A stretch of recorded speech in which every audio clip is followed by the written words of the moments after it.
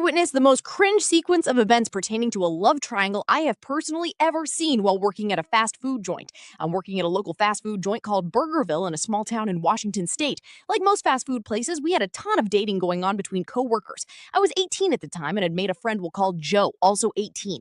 Now, Joe had a massive crush on another coworker we'll call Jamie, 20-ish, chubby, blonde, and super ditzy. She seemed to really enjoy that Joe had a thing for her, but it was apparent to everyone who knew either of them that she had no romantic feelings for him.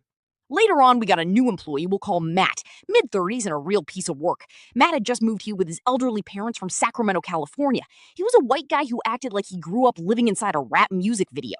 Balding, he loved his newer Mustang and hated when people looked into his car past his poor tint job and noticed he had a blow-and-go from the many DUIs he had obtained. Matt was annoying to work with, but he got the job done, so everyone tolerated him for the most part. Joe, however, hated him because Jamie was absolutely enamored with Matt.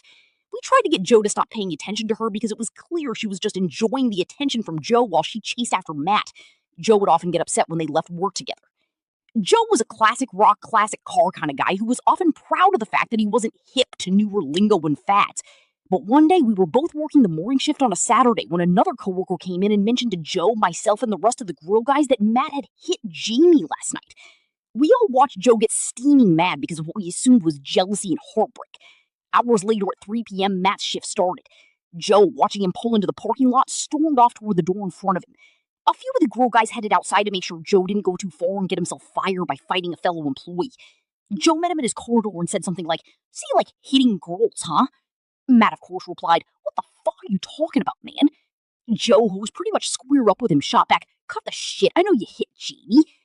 It took Matt a few seconds to understand what was happening, but then he explained, "I didn't hit her, I fucked her."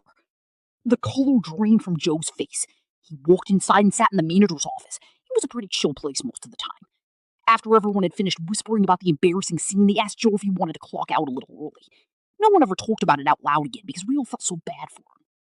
It was the worst secondhand embarrassment I ever felt, and I truly cannot do the situation justice.